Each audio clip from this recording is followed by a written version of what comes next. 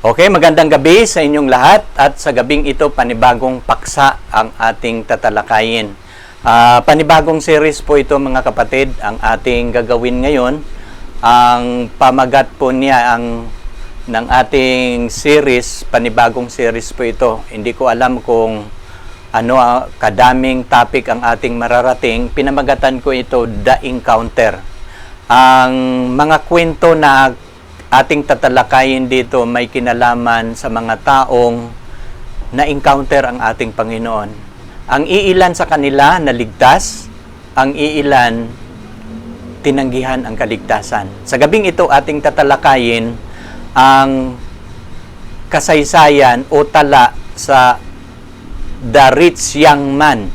Kaya encounter ito sa ating Panginoon. Pag babanggitin natin na encounter, mga taong na-encounter nila ang Panginoon, lumapit sa Panginoon, nakipag-usap sa Panginoon, pero ang iba sa kanila naliligtas, ang iba hindi. So, may kinalaman pa rin ang paksa na ating tatalakayin sa kaligtasan. At may mga prinsipyo po kayong matutunan dito. Katulad sa The Rich Young Man, napakaganda ang tanong niya. Pero bakit tinanggihan niya ang kaligtasan? Inyo yung matutunan ngayong gabi. Pero bago tayo magpasimula, imbitahan ko kayo sa isang panalangin, mga kapatid. Tayo po'y manalangin. Aming dakilang Diyos, Ama naming banal, nais naming pasalamatan kayo, purihin kayo sa inyong kadakilaan. Sa gabing ito, Ama, muli naming gagawin ang inyong banal na gawain. Pagpapalain ang mga taong manunood, naway lalo ninyo silang tulungan, lalo na sa pagkilala sa inyo. Ang layunin namin dito, Panginoon, makilala ang aming tagapagligtas at sila'y lalapit at magkakaroon ng buhay na walang hanggan. Ang series naming tatalakayin, naway magdadala ito ng pag-asa at kaligtasan sa bawat isa na manunood sa bidyong ito. Salamat, Amang Banal, sa pagdinig niyo sa aming dalangin.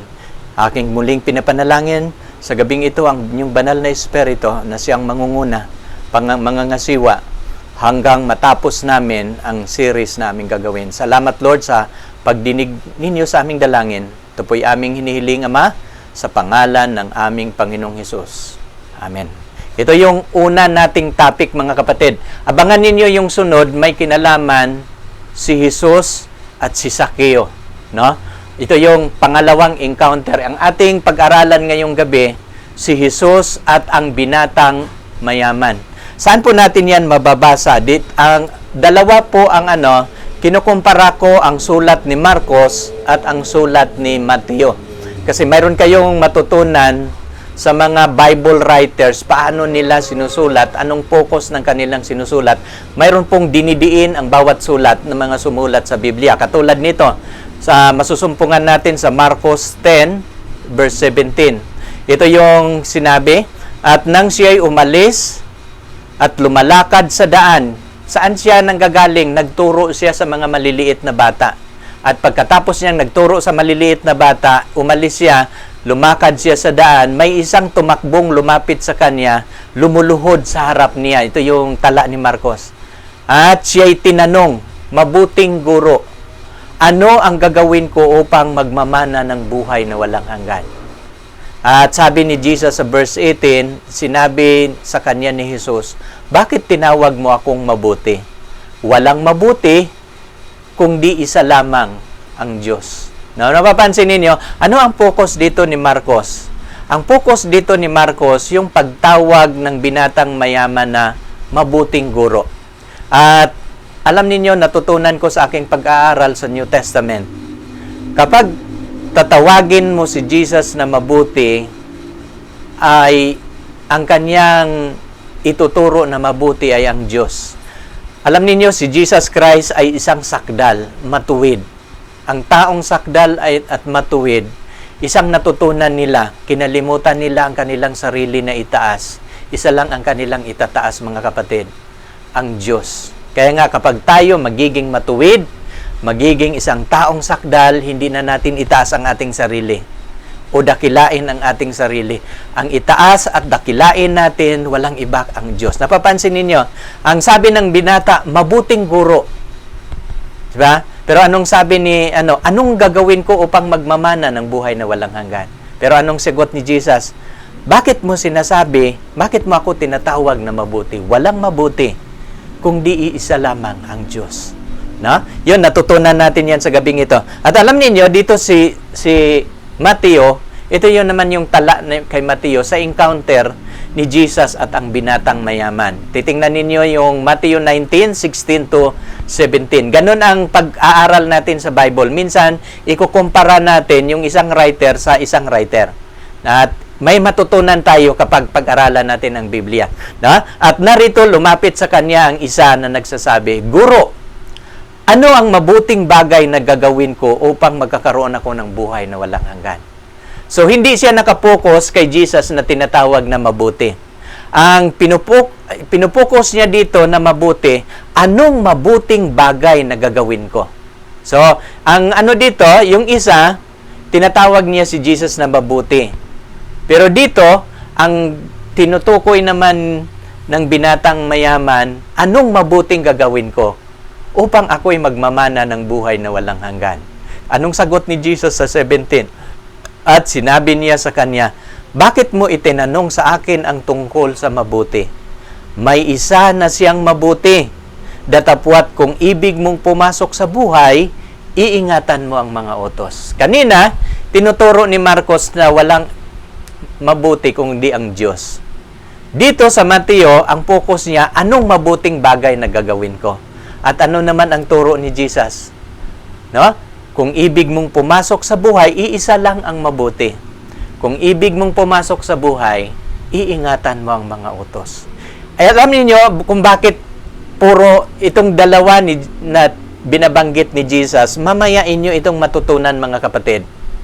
Kasi kung gusto nating magkakaroon na buhay na walang hanggan, kailangan ang Diyos nasa puso mo. No?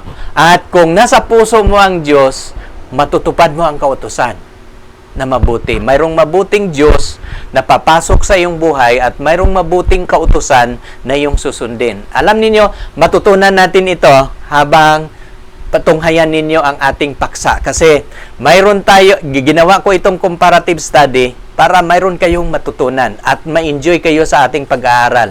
Kaya nga sabi niya dito, Guro, anong mabuting bagay na gagawin ko upang magkakaroon ako ng buhay na walang hanggan? At sinabi ni Jesus, bakit mo itinanong sa akin ang tungkol sa mabuti? May isa na siyang mabuti. Datapwat kung ibig mong pumasok sa buhay, ingatan mo ang mga utos. No? Anong turo ni Jesus? Kaya nga, ang katanungan ng binatang bayaman, paano siya magkakaroon ng buhay na walang hanggan? Anong mabuti niyang gagawin? At alam ninyo sa komentaryo ni Ellen G. White, no? Mapapansin ninyo palagi kong ginagamit kasi ito yung aking sources sa aking pagtuturo sa inyo, Bible at saka Spirit of Prophecy. Mga writings ni Ellen G. White. Ito yung sabi ni Ellen G. White, ang binatang mayaman na lumapit sa kanya, nagtanong ng isang tanong na ito, walang iba kundi tagapamahala na binata. No? Mayroon siyang maraming ari-arian at mayroon siyang malaking posisyon. Kung mayroong company, presidente siya sa company. No? Lumapit siya sa Panginoon. Alam niyo sa komentaryo sa sinasulat ni Ellen G. White, nakita ng binatang mayaman na ang mga bata lumapit sa kanya, kinalong ng ating Panginoon at kanyang pinagpala, binasbasan ang mga maliliit na bata. At alam niyo nung nakita ito ng binatang mayaman, nagnanais siya na magiging alagad niya. Kaya nga sabi niya, he felt a desire to be his disciple. No? Kaya nga nang nakita niyang dumaan si Jesus sa kanyang dinadaanan, tumatakbo siya. Lumuhod sa harapan niya, mabuting guro, anong gagawin ko upang ako'y magmamana ng buhay na walang hanggan? No? Kaya nga ito yung kanyang tanong at itong kanyang tanong maaaring at tanong ng marami ngayon, napaka-importanting tanong ng tinanong ng binatang mayaman, anong mabuting gagawin ko upang ako'y magkakaroon ng mabuhay na walang hanggan? At anong sabi ni Jesus? Babalik tayo sa Mateo 19 sa verse 17. No? So, anong sabi ni Jesus? At sinabi niya sa kanya, bakit mo itinanong sa akin ang tungkol sa mabuti? May isa na siyang mabuti.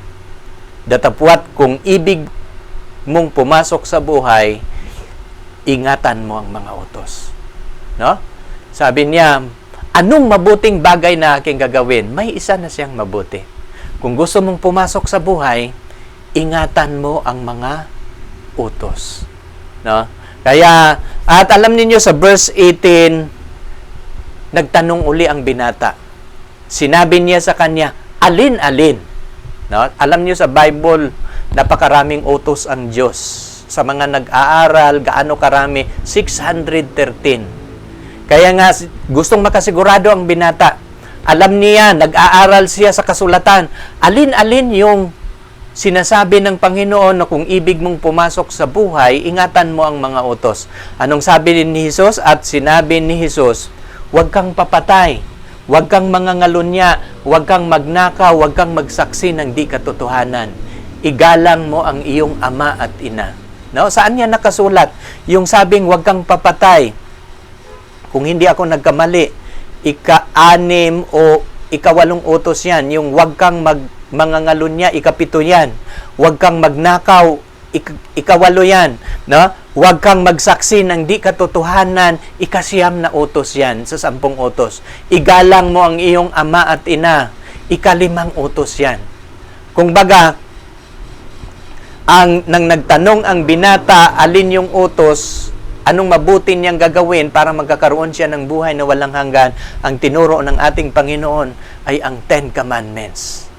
No? At ako'y naniniwala, mga kapatid. Kaya nga sabi nga ni Ellen G. White, totoo na ang kautusan hindi makapagliligtas, pero wala ding tao na makapasok sa langit na lumalabag sa kautusan. Kasi ang kautusan na binabanggit niya, standard of righteousness yan. No? Kung baga, ito yung pamantayan ng katuwiran. Kung gusto mong malaman ano ang katuwiran ng Diyos, nilagay niya sa kanyang kautusan. Kung sinasabi niyang Panginoon, huwag kang papatay, sinasabi ng kautusan, masama ang pumatay, masama ang magnakaw, masama ang mangangalunya. Malalaman mo kung ano ang masama sa pamamagitan ng kautusan. No? Kaya nga sabi niya, isa lang ang mabuti. Kung ibig mong pumasok sa buhay, ingatan mo ang moral law. No? Itong batas na moral, ito yung magagabay sa atin paano tayo magkakaroon ng buhay na walang hanggan. Yan ang ibig sabihin. Ito yung sinasabi ni Ellen G. White. In reply to this question, nang sinagot niya ang binatang mayaman, Jesus told him that obedience to the commandments of God was necessary if he would obtain eternal life. No? Nang sinagot niya ang binata, ay binanggit ng Panginoon kung ano ang mahalaga. Mahalaga ang pagsunod sa kautusan kung ibig mong pumasok sa buhay na walang hanggan. And he quotes several of these commandments which use man's duty to his fellow men. Napapansin ninyo, ang 10 Commandments, mga kapatid, 2 tapyas na bato yan. Ano itong unang tapyas? Ito yung pag-ibig natin sa Diyos. At ang ikalawa, pag-ibig sa kapwa. Alin ang binabanggit ng Panginoon sa binata? Yung pag-ibig sa kapwa. No? Nang sinabi ng binata, alin-alin, ay binanggit ng Panginoon isa-isa. No? Ay huwag kang papatay, huwag kang mangangalunya, huwag kang magnakaw, huwag kang magbibintang, igalang mo ang iyong ama at ina. Napapansin ko sa aking pag-aaral sa Biblia, mga kapatid, kapag lalapit tayo sa Panginoon magtanong, anong gagawin natin upang magkakaroon ng buhay na walang hanggan? Napapansin ko sa Biblia, ituturo ng Panginoon ang kautusan. Kung babasahin ninyo yung Matthew 22, isang rabbi naman, isang doctor o master of the law. No, sabi niya, ano ang dakilang utos sa kautusan? Oh? Anong ang sabi ng Panginoon, anong nababasa mo? Paano niya anong nababasa mo sa kautusan? Ibigin mo ang Panginoon ng buong puso mo, ng buong kaluluwa mo, buong pagkatao mo. Ang ikalawa, ibigin mo ang iyong kapwa na gaya ng iyong sarili. Sa 2 utos na ito, nauuwi ang kautusan at ang mga propeta. Sabi ng Jesus sa kanya, gawin mo yan at mabubuhay ka. No? Sabi nung ibig sabihin, pagtatanungin natin si Jesus anong gagawin natin para tayo magkakaroon ng buhay na walang hanggan, ang ituturo ni Jesus ay ang kautusan. Pero ito naman yon, paglalabagin natin ang kautusan na magdadala sa atin sa buhay na walang hanggan, ang ituturo naman niya ang tagapagligtas. Kaya nga itong dalawa, si Kristo at ang kautusan, ang tawag ko dito, law and grace No? Kapag lalabagin mo ang kautusan, ang kailangan mo ang tagapagligtas. Kapag tatanungin mo ang tagapagligtas, anong gagawin mo? Ang ituturo ng Panginoon ay ang kanyang kautusan para magkakaroon ka ng buhay na walang hanggan. Ito yung dalawa na inseparable, hindi pwedeng ipaghiwalay. Kung nasa kay Kristo tayo, sumunod tayo sa kautusan. Kasi kung labagin natin ang kautusan, kailangan natin ang kapatawaran ni Kristo. Kasi ang paglabag sa kautusan ay kasalanan, no? Kasi natin yan mababasa, 1 John 3:4, no? Yun na ang paglabag sa kautusan. At mayroon atin mo nang mag-segue muna tayo, iwanan natin yung binatang mayaman. Dito tayo sa ating i-emphasize, ipapaliwanag ko ng mabuti sa inyo at gaano kahalaga ang kautusan. Si Solomon, mayroon siyang sulat. Sinulat niya ang Ecclesiastes. Pagkatapos niyang nasulat ang Ecclesiastes, sabi niya dito, ito ang wakas ng bagay. Lahat ay narinig. Ikaw ay matakot sa Diyos, sundin mo ang kanyang mga utos sapagkat ito ang buong katungkulan ng tao. No? Ano pala ang buong katungkulan natin? Matakot tayo sa Diyos, sundin mo ang kanyang mga utos sapagkat ito ang buong katungkulan ng tao. Ito ang translation sa Tagalog. Sa English, ganun din. Fear God, give glory to Him. No? Mapapansin ninyo, ito magbigay luwalhati sa Kanya. Lahat narinig na ikaw ay matakot sa Diyos, sundin mo ang Kanyang mga utos sapagkat ito ang buong katungkulan. Sa Hebro, sundin mo ang Kanyang mga utos sapagkat ito ang buong pagkatao.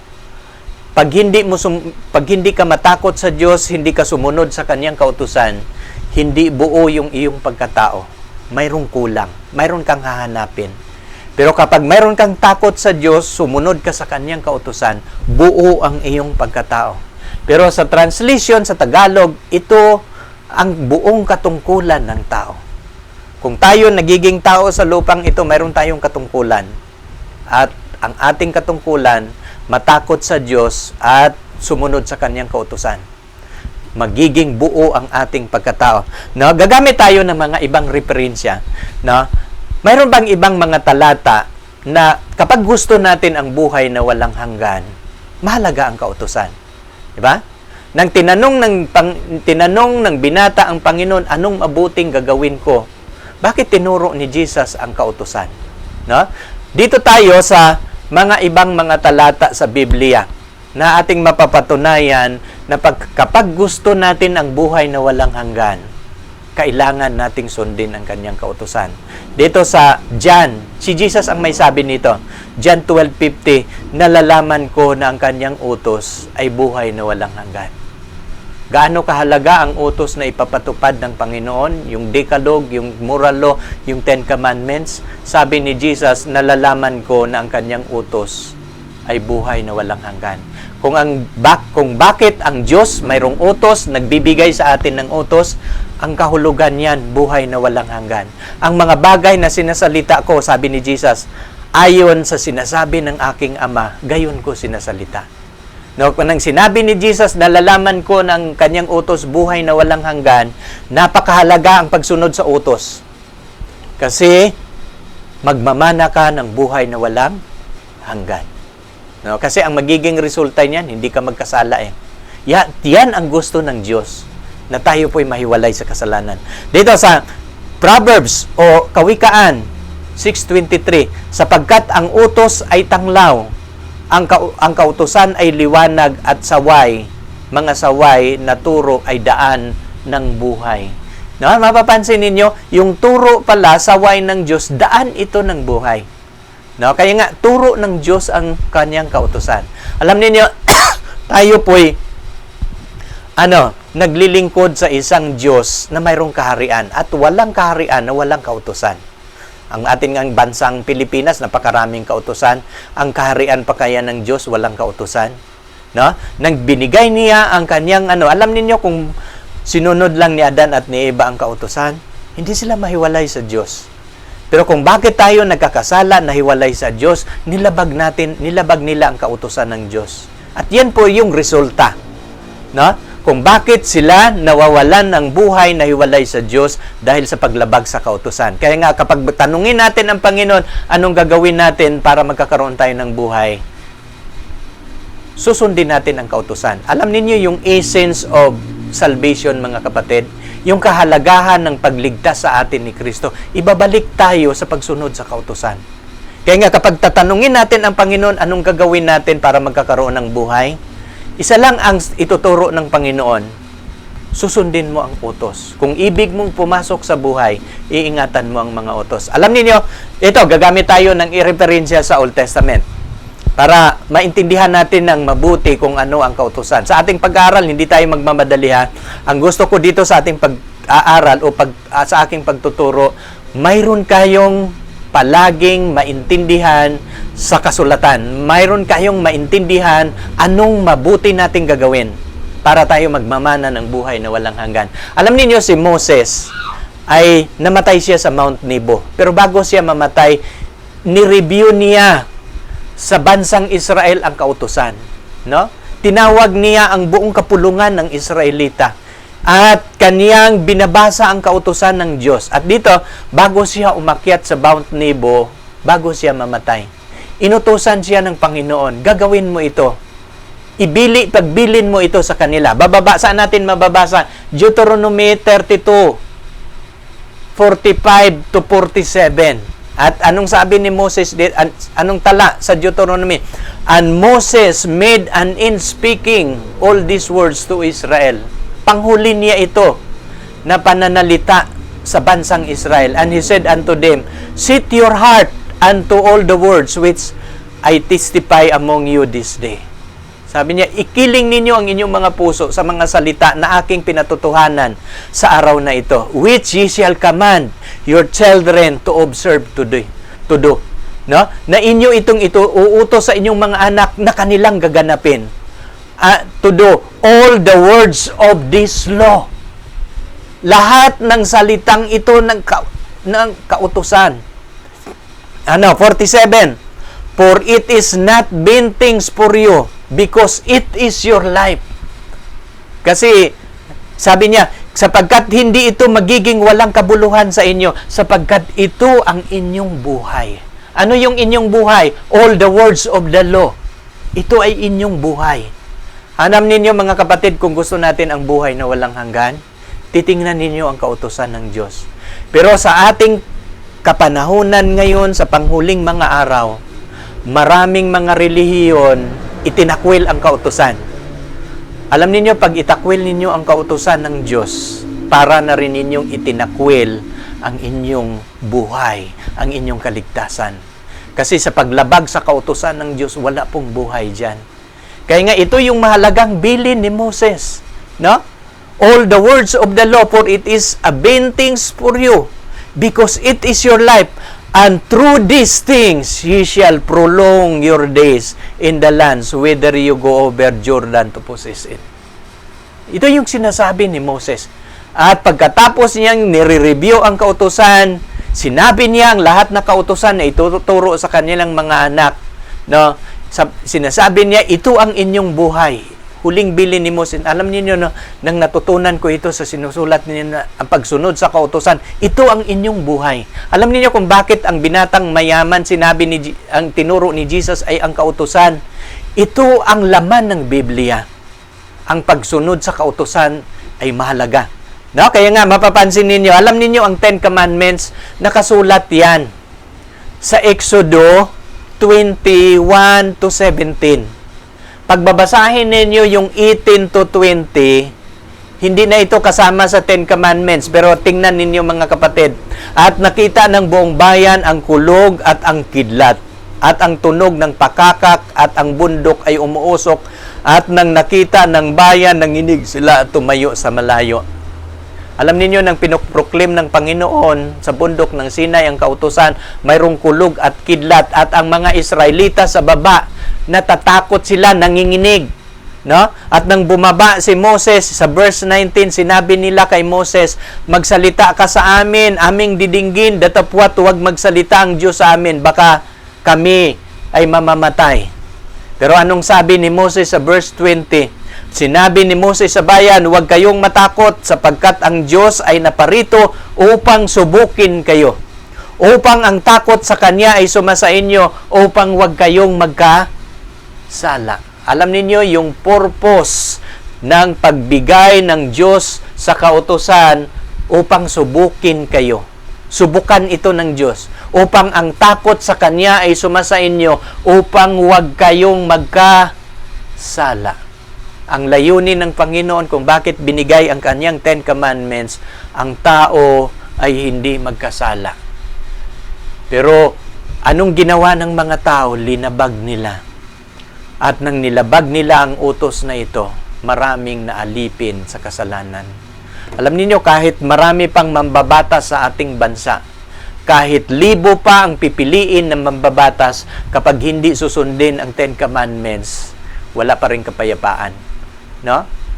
Pero kung susundin ang Ten Commandments, hindi na natin kailangan ang pulis kasi walang mamamatay tao, walang magnanakaw, walang mga ngalunya, walang problema. Ang pagsunod sa kautusan ng Diyos nangangahulugan ng kapayapaan. Kaya nga, hindi lang kaligtasan, kapayapaan at maraming pagpapala kapag ating susundin ang Kanyang kautusan. Kaya nga, sa sulat ni Solomon, sa Kawikaan, chapter 3, sabi niya dito, verse 1 to 4, Anak ko, huwag mong kalimutan ang aking kautusan, kung di ingatan ng iyong puso ang aking mga utos. Yun sabi ni Solomon. Sapagkat karamihan ng mga araw, sabi ito ng Diyos, sinabi lang kay Solomon, no? Karamihan ng mga araw, mga taon ng buhay, kapayapaan idadagdag ko sa iyo. No? Huwag kang pabayaan ng kaawaan at katotohanan, itali mo sa palibot ng iyong liig, ikintal mo sa iyong puso, sa gayoy makakasumpong ka ng lingap ng mabuting kaunawaan sa paningin ng Diyos at sa tao. No? Kaya nga sabi niya dito, no, sa Isaias naman, ito yung mga referensya na ating pinipili. Gusto ko lang maintindihan ninyo ang kahalagahan ng kautusan. Ganito ang sabi ng Panginoon sa verse 17, sa 48 ng Isaiah. No? Ganito ang sabi ng Panginoon na iyong manunubos, ang banal ng Israel. Ako ang Panginoon mong Diyos na nagtuturo sa iyo, no? Nang mapakinabangan, na pumapatnubay sa iyo sa daan na iyong nararapat rakaran. Anong sabi niya sa 48? O kung dininig mo ang aking mga utos, ang iyong kapayapaan maging parang ilog, at ang iyong katuwiran parang alon sa dagat. Alam niyo yung salitang kung, conditional yan. Kung dininig mo ang aking mga utos, ang ating kapayapaan parang ilog. Ang daloy niya walang putol.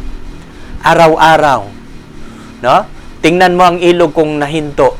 Ang ating kapayapaan walang hinto. Kapag ating susundin ang Kanyang kautusan, hindi lang siya buhay na walang hanggan. Nandyan ang ating kapayapaan sa pagsunod. Kaya nga sabi sa 119, 165 ng awit, dakilang kapayapaan ang tinatamo nila na nagsisiibig sa iyong kautusan. No? Sila'y walang kadahilanang matitisod. Alam niyo, maraming mga naglilingkod na natitisod. Alam niyo kung anong dahilan kung bakit sila natitisod, hindi sumunod sa kautusan. No? Sabi niya, dakilang kapayapaan sa kanila ang nagsisiibig sa iyong kautusan at walang kadahilanan sila'y matitisod sa paglilingkod sa Diyos. Kasi ang pagsunod sa kautusan, ang resulta niyan magandang relasyon sa Diyos. Diba? At mayroon silang kapayapaan. Kaya nga, sabi ni Apostol Pablo, ano ang konklusyon ni Apostol Pablo sa kautusan ng Diyos? Kaya nga ang kautusan banal. Ang utos ay banal, matuwid at mabuti. Kung mayroong Diyos na banal, mayroon siyang kautusan na banal. Kung mayroong Diyos na matuwid, mayroong Diyos na mabuti, ganun ang kautusan ng Diyos. No? Kaya nga ang kautusan banal, ang utos banal, matuwid at mabuti. Kaya nga, babalik tayo sa binatang mayaman. Nag-segue lang tayo ha. Kasi bakit tinuro ni Jesus ang kautusan? Pinapaliwanag ko sa inyo gaano ka-importante ang kautusan. Na? At sa verse 20, nabasa na natin yung 19. igalang mo ang iyong ama at ina. At sinabi sa kanya ng binata, ang lahat ng mga bagay na ito, ginanap ko. Ano pa ang kulang sa akin? So kung ibig sabihin ng tinuro ni Jesus ang Ten Commandments na dapat niyang susundin upang siya magkakaroon ng buhay, ang sagot ng binata, sinabi sa kanya ng binata, ang lahat ng mga bagay na ito ay ginawa ko na, naganap ko na. Ano pa ang kulang sa akin? Ito yung kanyang tanong. Magandang tanong. Nung natupad na niya yung kautusan, ano yung kulang? No? Pero alam niyo yung binabanggit ni Jesus, kalahati lang. Sa isang tapyas lang na bato.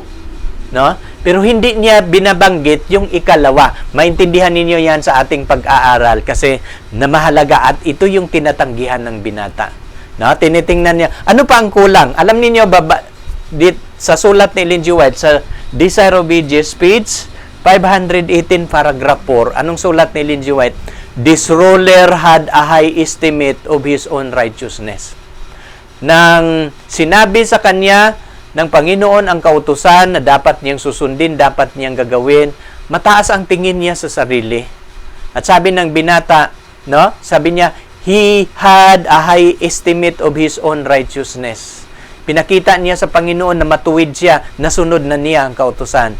He did not really suppose that he was defective in anything. No? Hindi niya naiisip, hindi niya nalalaman na mayroong kulang sa kanya. Yet, sabi niya dito na mayroon siyang kakulangan. Hindi niya iniisip yun na mayroon siyang kakulangan. Yet, he was not altogether satisfied. Pero, hindi siya, na-satisfy sa kanyang kalagayan. He felt that he want of something that he did not possess. Naramdaman ng binata na mayroong kulang. No? Ano bang kulang sa akin? At alam ninyo mga kapatid, binasa ko ang mga writings ni Ellen G. White. Mayroon, alam ninyo, sa puso daw natin, nagustuhan ko yung kanyang sulat. Sa puso ng bawat tao, mayroon pong vacuum. Kailangan maintindihan natin ito. Ano po itong vacuum? Sa atin daw, sa bawat puso ng tao, mayroon daw vacuum. O hindi ko mababanggit sa Tagalog kung ano ang Tagalog sa vacuum. O sasabihin nating butas. Sa bawat puso ng isang tao, mayroong butas na hindi mo siya pwedeng lalagyan ng kayamanan na mapupuno yung butas. No, hindi mo pwedeng ilagay ang kasayahan na yung butas, yung vacuum na yan ay mapupuno. At alam niyo sa sulat ni Ellen G. White, isa lang ang ilagay mo diyan na yung butas sa iyong puso mapupuno niya. Ano 'yon? Ang presensya ng ating Panginoon. No? Sabi niyo, alam niyo bawat puso natin mayroon pong vacuum. Hanggat hindi nakaupo, hanggat hindi natin inanyayahan ang ating Panginoon na manahan sa ating puso, natitira sa ating puso, ang tao kahit gaano siya kayaman, mayroon siyang maramdamang kulang. Di ba napapansin ninyo yung binata? Tinupad niya ang Ten Commandments. At nung binasa ko yung sulat ni Ellen G. White, sincero ang binata nang sinasabi niya na natupad ko na yon. Pero napapansin niya, kahit siya tumupad sa kautusan, hanggat hindi naghahari, hanggat hindi niya inimbitahan ang Panginoon na papasok sa buhay niya, mayroong vacuum ang ating puso na hindi ito mapupuno hanggat hindi papasok ang ating Panginoon sa ating buhay. No? Kaya nga, alam niyo paano yan natin maintindihan? No? Mayroon pang isang sulat si Ellen G. White, mga kapatid, na aking natuklasan. Ano itong ating puso? Kasi sa kanyang sulat, mayroong vacuum. Alam niyo kapag itatype ninyo yung vacuum sa lahat ng writings ni Ellen G. White, kasi kumpleto ako ng sulat ni Ellen G. White kapag mayroon akong gustong pag-aralan, for example, yung word na vacuum, itatype ko lang yun sa sulat ni Ellen G. White. Isi-search ko lang ito. Yung vacuum. Alam niyo nang sinisearch ko itong word na vacuum, mga kapatid, dito ko naintindihan sa kanyang sulat, 69 times nang nasusumpungan ko ito. Mayroon akong gagamitin ngayon na 4 sa gabing ito na maintindihan ninyo ano itong vacuum. No? Titingnan, alam niyo, isa pa sulat ni Ellen G. White sa Desire of Ages 161. Alam niyo yung ginawa, sabi ni Ellen G. White, babasahin ko sa English at atin itong pagsikapang gagawing Tagalog. No? Sabi niya dito, from eternal ages, it was God's purpose that every created being, from the bright and holy seraph to man, should be a temple for the indwelling of the Creator. No? Because of sin, humanity ceased to be the temple for God. Darkened and defiled by evil, the heart of man no longer reveal the glory of his divine one. But by the incarnation of the Son of God, the purpose of heaven is fulfilled. God dwells in humanity, and through saving grace, the heart of man becomes again the temple. No? Ang atin palang puso, tahanan ito ng Diyos o templo ito ng banal na Espiritu. Hanggat hindi titira ang banal na Espiritu sa ating puso, mayroong hahanapin ang kahit kaano siya kayaman. No? Kahit, sabi nga ni Jesus, kahit ikaw ang nagmamay-ari sa buong sanlibutan. Hanggat hindi titira ang Diyos sa ating puso, mayroong kulang. Kasi ito yung sulat niya, from eternal ages. Nung ginawa daw ng Panginoon ang mga maliwanag na anghel hanggang sa tao, no? Nang ginawa niya ang kanyang mga linalang, ay ang plano ng Panginoon, no? Sabi niya dito, from seraph to man should be a temple for the indwelling of the Creator. Ang puso ng mga anghel at puso ng tao, pinili ng Diyos na magiging tirahan ng kanyang manlalalang. No? Naintindihan ninyo? Pero nung nagkakasala ang tao, tumigil. Hindi na tumira ang Diyos sa ating puso. Maliban kung atin siyang imbitahan. At hindi siya titira sa bawat puso natin hanggat hindi niya tayo papasukin. No? Mapapansin ninyo, ito yung sulat ni Ellen G. White. No? Nang nagkakasala ang tao, ay natigil na ang Diyos na nanahan sa atin. Pero nung ang anak ng Diyos nagiging tao, ang plano ng Diyos, ang purpose ng Diyos sa paglalang sa tao na ibalik muli. Dahil sa pamamagitan ng kanyang biyaya, mananahan muli ang ating Panginoon sa ating puso. At alam ninyo, nung hindi si Jesus nagiging tao, hindi na makapananahan ang ating Panginoon sa ating puso. At ito yung kulang ng binata. Ano pang kulang sa akin? At ating pag-aralan yung vacuum. Mayroon akong apat na quotation kinuha ko sa sulat ni Ellen G. White. At napakaganda yung sulat ni Ellen G. White tungkol sa vacuum, mga kapatid. Alam niyo kahit gaano, maring mayroon tayong manunood ngayon na mayaman. Alam niyo kahit gagamitin mo yung lahat ng kayamanan na gusto mong magiging masaya, no? Pero kung wala ang Panginoon, mayroong palaging kulang. Hindi ka kontento sa iyong buhay hanggat hindi papasok ang Panginoon. Alam niyo magiging kontento lang ang tao kapag ang Panginoon mananahan sa inyong buhay, kapag gagawin niyang truno ang iyong puso, saka mo na maramdaman ang pagiging kontento sa iyong buhay. Alam niyo itong binatang mayaman, naramdaman niya ang kulang, mga kapatid. Ito yung sabi ni Ellen G. White sa quotation may kinalaman sa vacuum. Mga butas ng ating puso, hindi yon mapupunuan ng kayamanan, hindi yon mapupunuan ng kasayahan, no?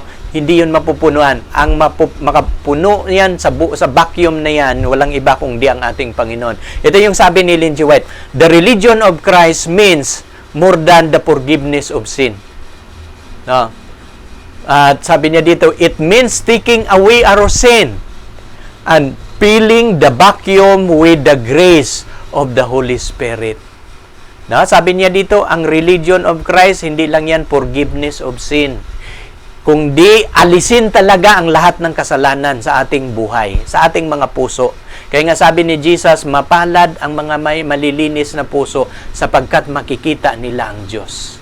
Kasi mananahan ang Diyos sa inyo, no? Sabi niya, unpeeling the vacuum of the grace of the Holy Spirit. It means divine illumination. Maramdaman mo. You are mayroong ma-illumine ka ng kanyang kabanalan. Rejoicing in God. Maranasan mo yan. Kapag papasok ang Panginoon sa iyong puso, it means a heart emptied of self and blessed with the abiding presence of Christ. Anong sikreto na manahan si Jesus sa ating puso kapag alisin natin ang pagtaas sa sarili. I-empty natin ang sarili. Ang itaas natin ay ang Diyos. At manahan ang ating Panginoon. Yun yung kulang ng binata. When Christ reign in the soul, sabi niya, there is purity and freedom from sin. Kapag manahan, ito yung kulang ng binata. No? Bagamat sinunod niya ang isang dikalog, ang unang dikalog, yung pagmamahal sa Diyos, hindi pa niya na-experience at hindi binanggit ng ating Panginoon. Bakit hindi binabanggit ni Jesus? Nakikita niya sa puso ng binata ang kulang, hindi binuksan ng binata na papasok ang Diyos sa kanyang buhay. Ito yung kulang ng binata. Bagamat siya hindi pumatay, hindi nagnakaw, hindi nangangalunya, hindi nagsinungaling, iginalang niya ang kanyang magulang, mayroong mahalaga pang kautusan na dapat niyang gagawin.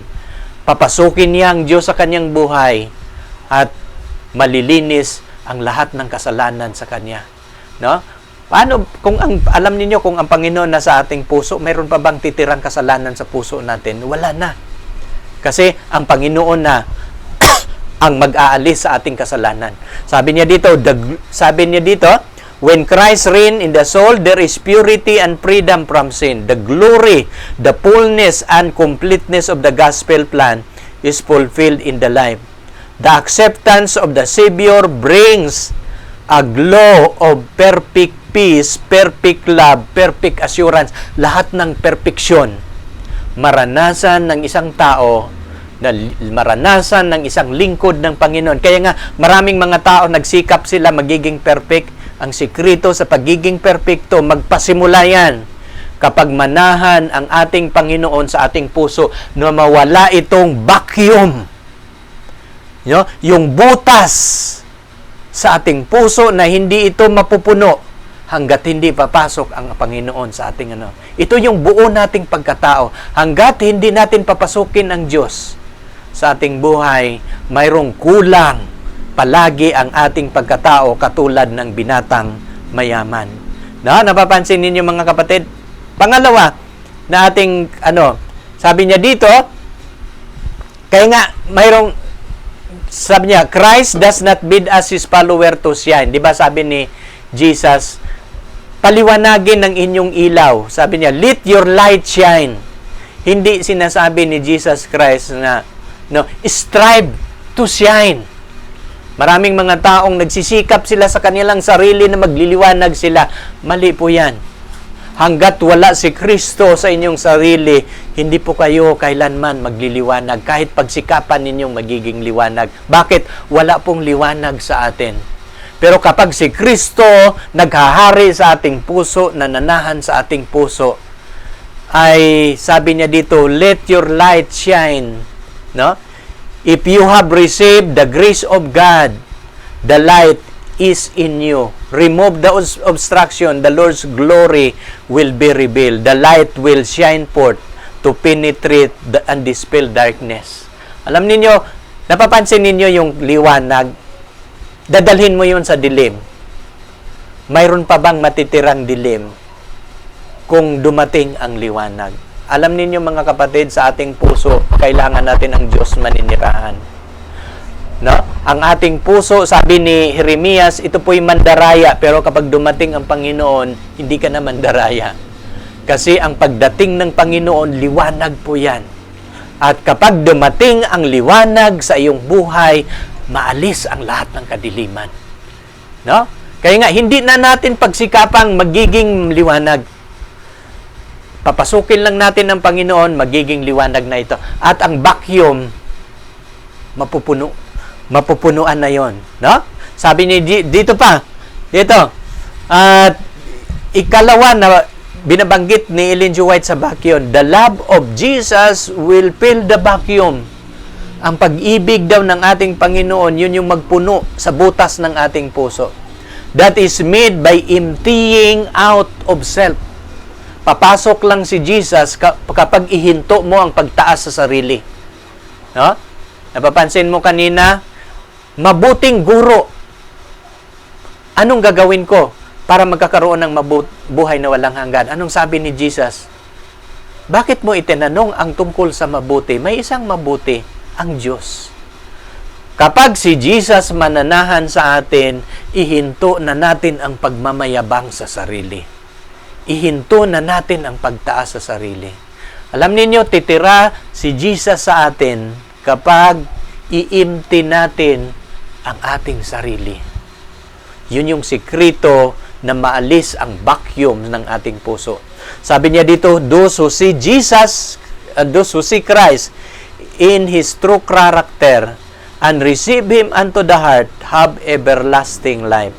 It is through the Spirit that Christ dwell in us, and the Spirit of God receive into the heart by faith. It is the beginning of eternal life. Yung binatang mayaman, gusto niyang buhay na walang hanggan.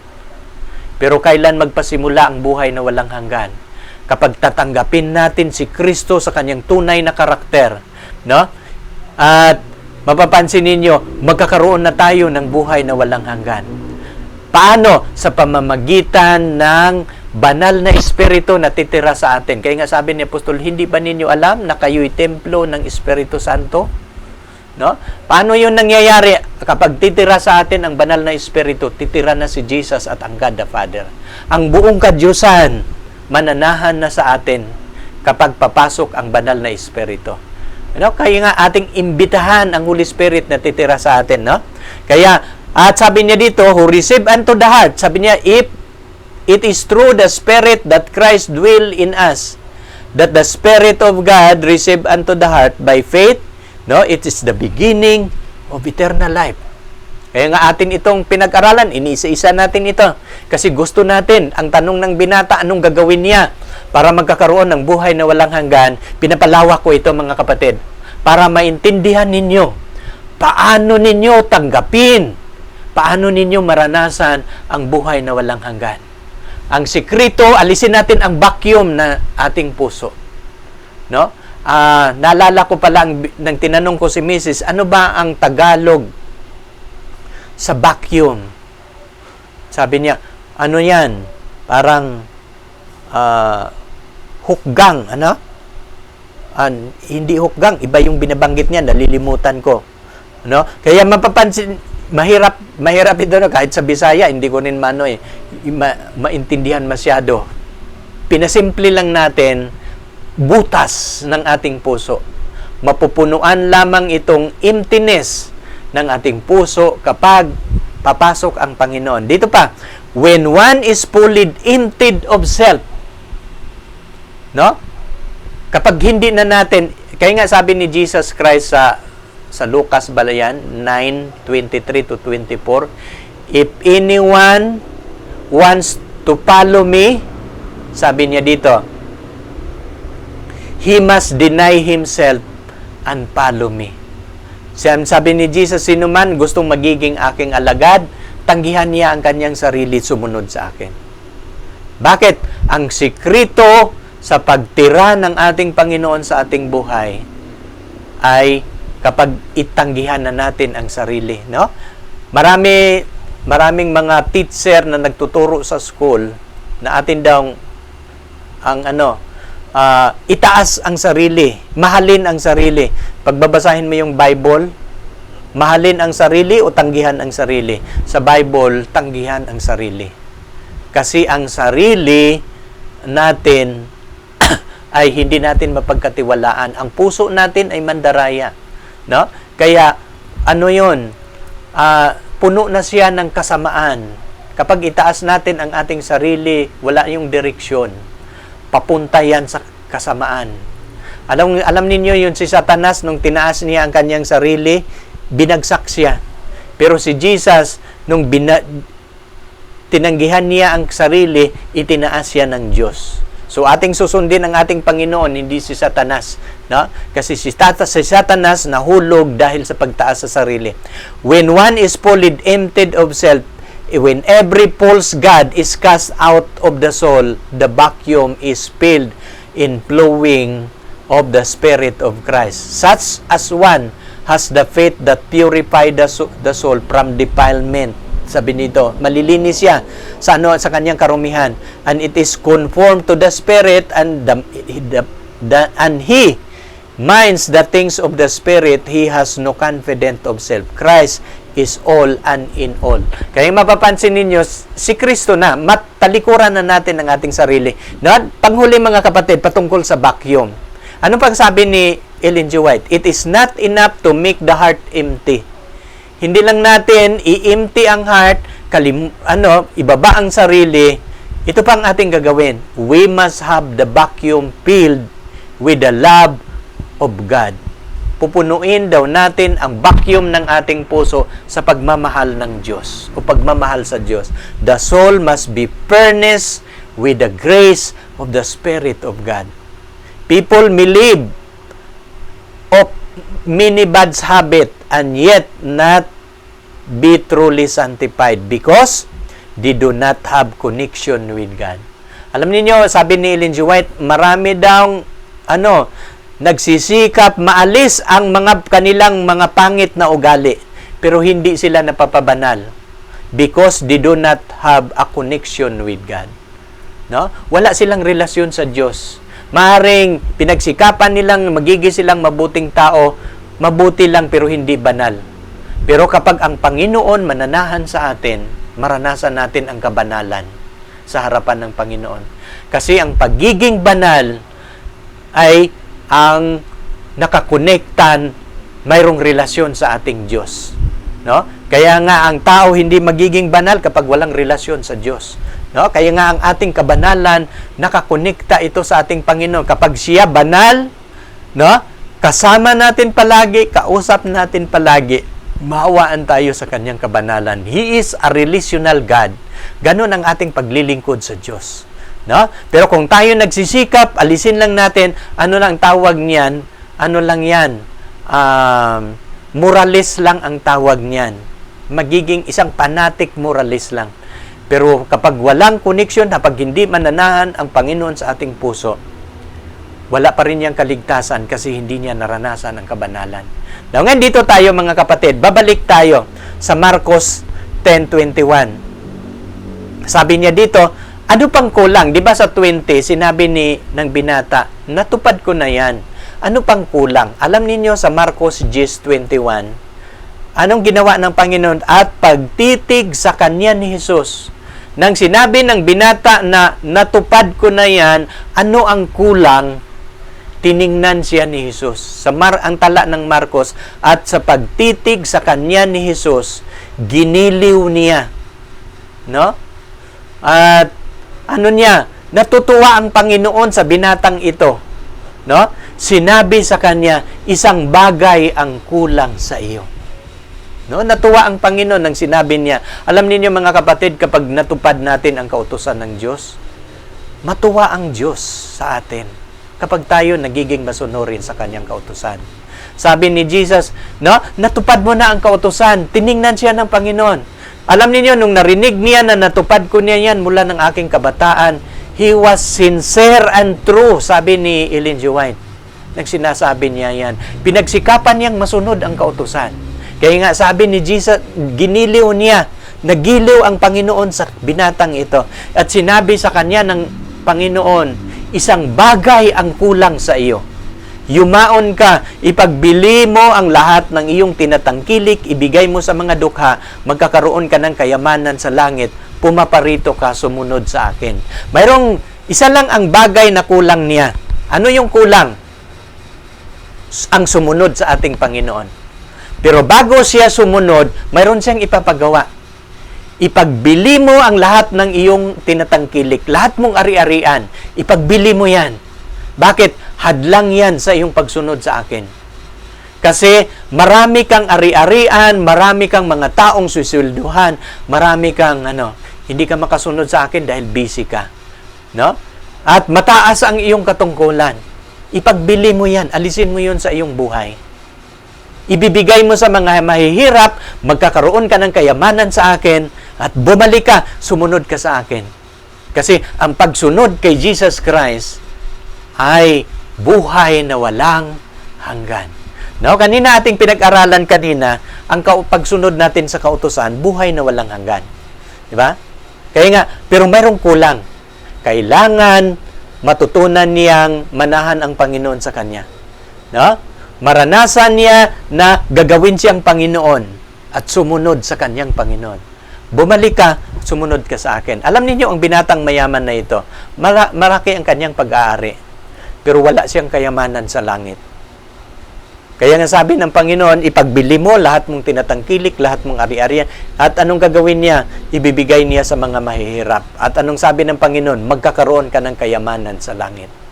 Alam niyo bawat lingkod ng Panginoon, inuutosan tayo ng Panginoon, gagawa tayo ng mabuti sa ating kapwa. Alam niyo kung bakit?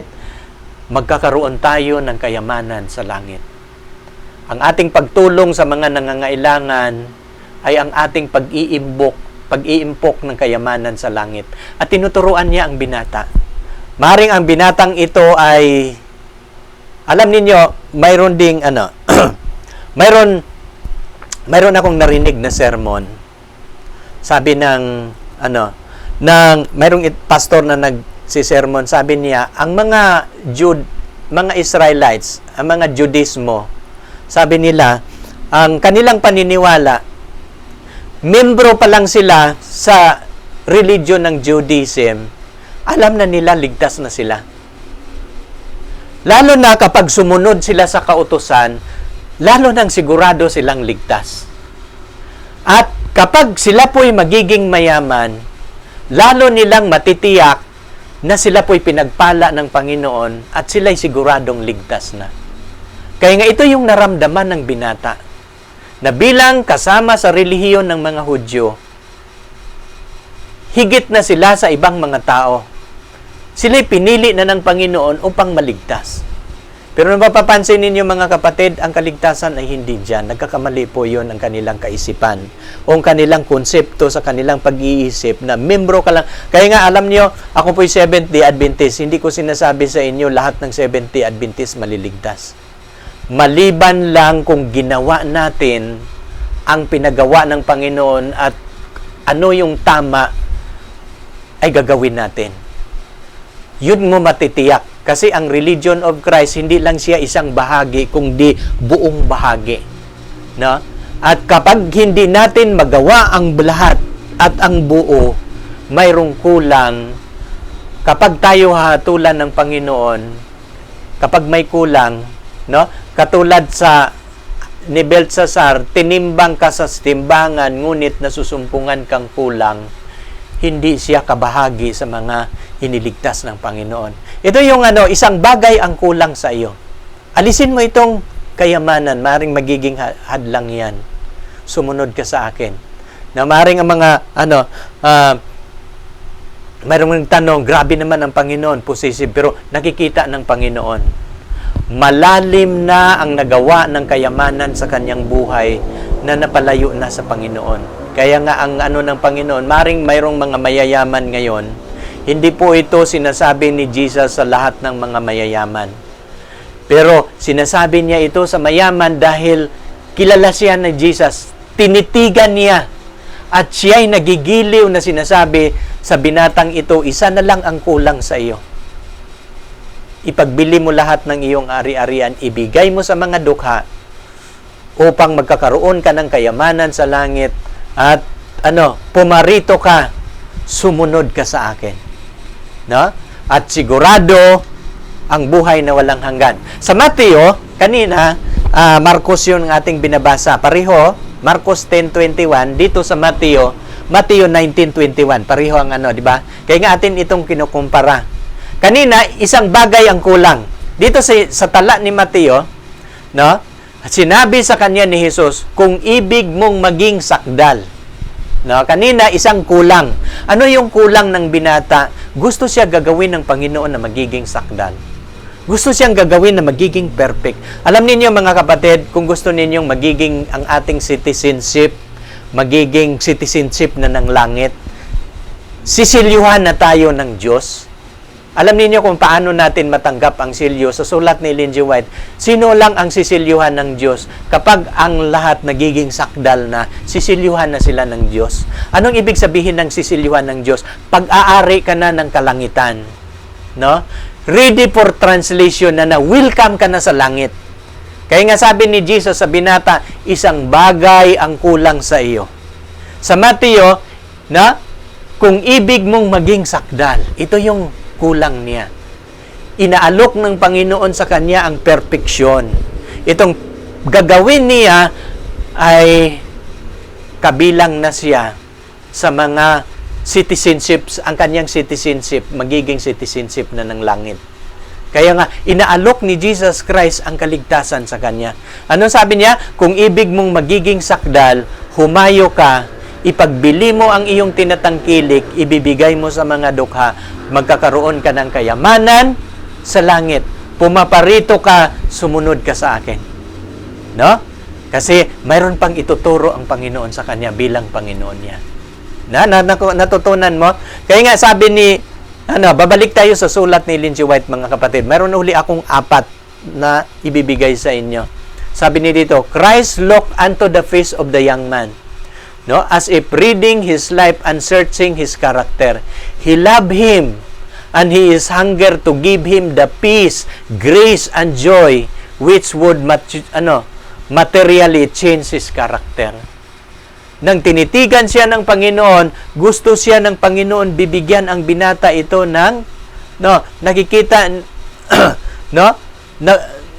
nasasabik ang Panginoon na bigyan siya ng kapayapaan, bigyan siya ng biyaya, bigyan siya ng joy.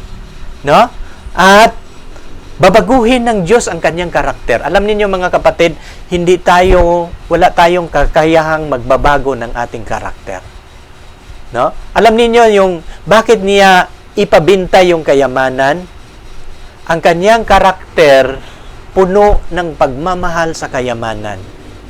Kaya nga sabi ng Panginoon, no, babaguhin ko ang kanyang karakter. Alisin ko ang kanyang kayamanan. Gagawin siya ng Panginoon na banal. Gagawin siya ng Panginoon matuwid. Gagamitin niya sa kanyang gawain. Sabi niya, He said, Go thy way, sell whatever thou hast, and give to the poor that thou shalt have treasure in heaven. Come and follow me. He longed to sit in him a humble and contrite heart. Alam niyo yung mga taong lumapit na tatanggapin ng Diyos, yung taong humble at bagbag na puso. Kapag lumapit ka sa Panginoon, magpakumbaba na may bagbag na puso, tatanggapin ng Diyos yan. Pero kapag ang dahilan mo sa paglapit sa Panginoon, hindi ka nagpakumbaba sa Kanya, walang bagbag na puso. Naalala ko yung dalawang pumunta sa templo. Ang isa, publikano. Sabi ang publikano, hindi na siya pumasok. Ang isang parisiyo, no?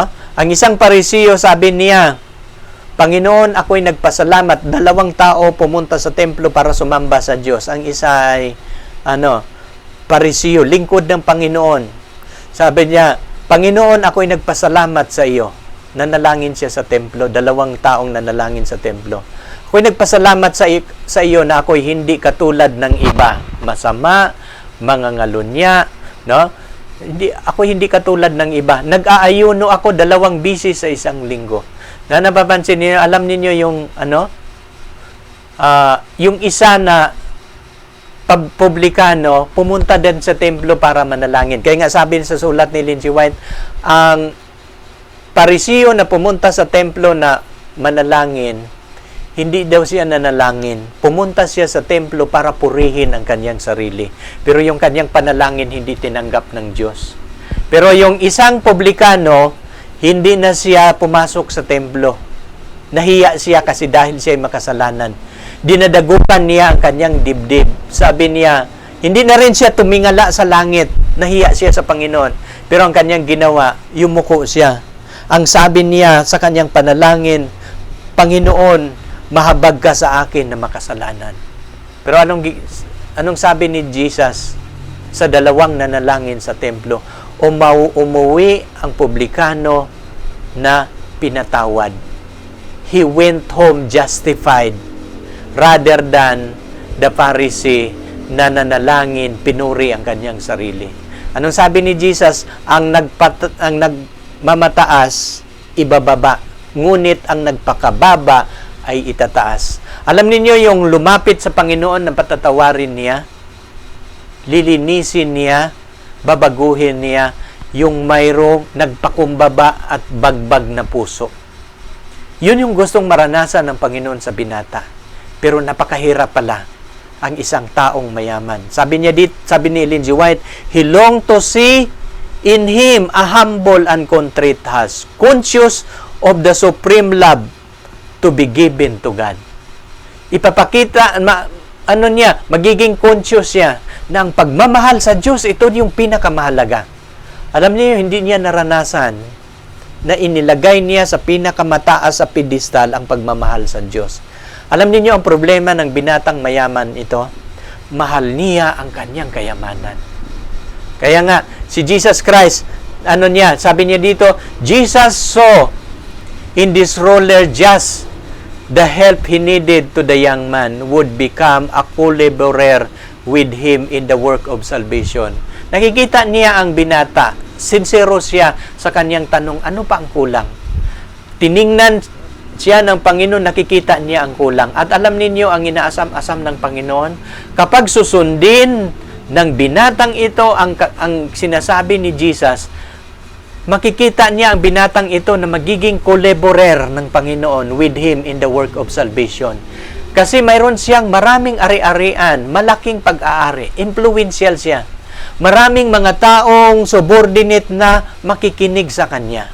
Maraming maililigtas ang binatang ito kapag magiging alagad ng Panginoon. Nakikita ito ng Panginoon, no? Sabi niya dito, if he would place himself under Christ's guidance, he would be a power for good. No? In a marked degree, the ruler would have represented Christ.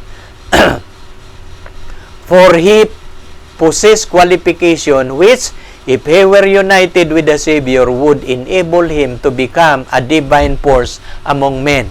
Sabi niya, Jesus longed to see him a co-worker with him. He longed to make himself a mirror in which the likeness of God would be reflected. Kaya nga, napakaraming nais ng Panginoon, dabi siyang pangarap sa binatang ito na magiging kamanggagawa niya.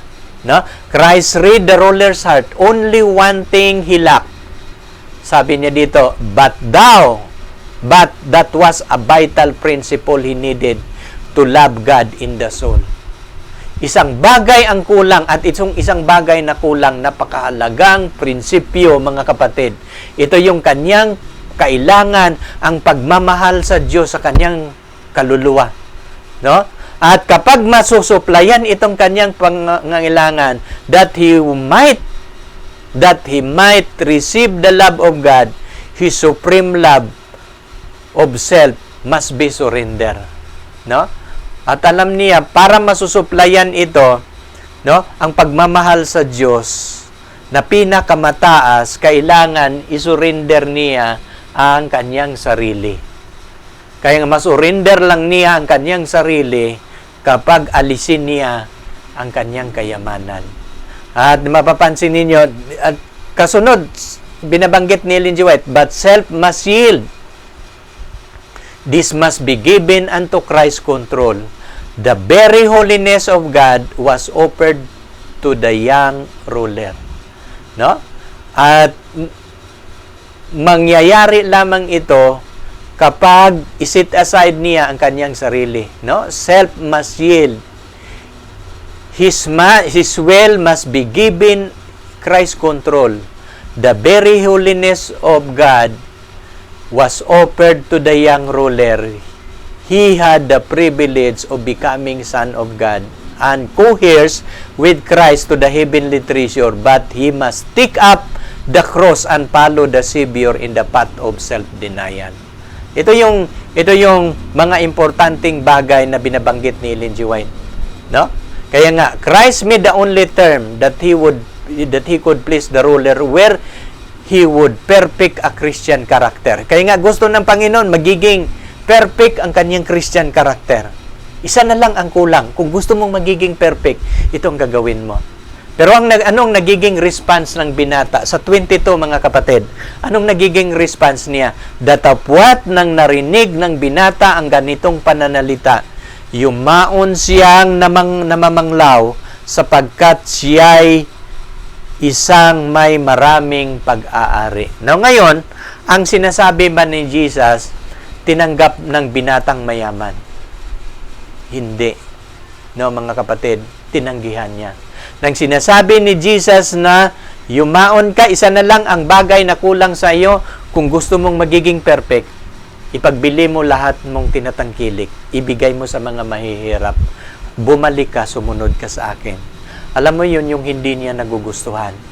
No?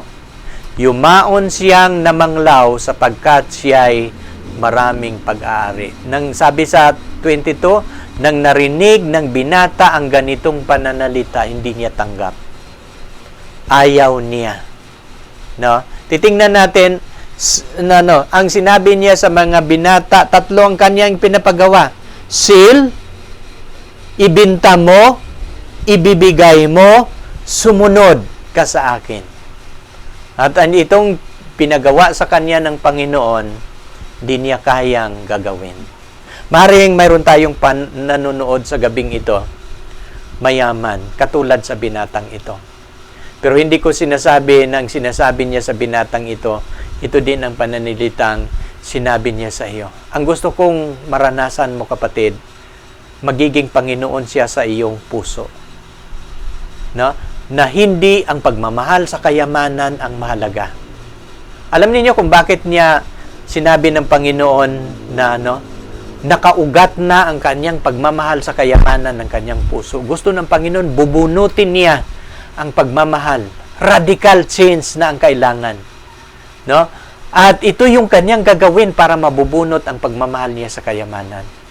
Alam niyo hindi masama ang kayamanan eh. Ang pagmamahal sa kayamanan ang masama. Ito yung ano sa atin sa kaligtasan. Mag-alis sa atin sa kaligtasan ang pagmamahal sa kayamanan. Kaya nga sinabi ng Panginoon, pero kung ikaw mayaman na nanonood ngayon, alisin mo lang sa iyong sarili ang pagmamahal sa kayamanan. Tutulungan mo ang gawain ng Panginoon. Ito yung purpose niya. Magiging impluwensya ka sa kaligtasan ng marami. At yun ang kagustuhan ng Panginoon na magiging lingkod niya, magagamit niya sa gawain. No? Ngayon, atin mo ng pag-aralan. Mayroon pang tayong pag-aralan, mga kapatid, na mahalaga na atin yung matutunan. Ano ba ang gusto talaga ng Diyos na gagawin natin? No? Na ating gagawin. Ano ba talaga ang gusto ng Diyos sa tao? No? Ito yung tanong, ano ba ang gusto ng Diyos na ating gagawin? No? Kung tayo sa buhay na ito, ano ba talaga ang gusto ng Diyos na gagawin natin sa ating paglilingkod? Alam niyo, sa Bible, mayroon akong dalawa na gagamitin ngayong gabi na maintindihan natin ang gusto ng Diyos. No? Ito yung gusto ng Panginoon sa binatang mayaman. Pero in general term, maring mayroong magtanong ngayong gabi, Brother John, kung yung sinabi niya sa binatang mayaman, hindi yun lahat, hindi yun general na sinasabi. No?